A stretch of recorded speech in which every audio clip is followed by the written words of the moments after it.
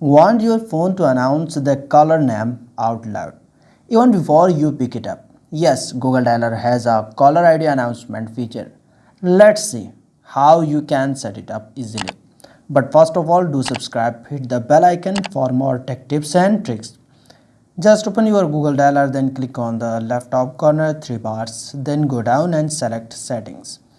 Alright, here just need to scroll down and the second last option is advanced caller ID announcement. Click on that.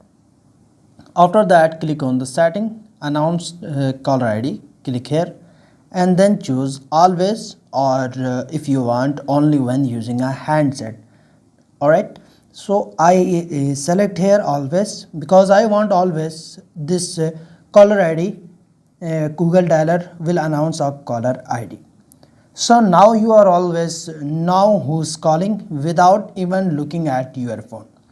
If you liked this tip, hit like and subscribe for more such simple tutorials.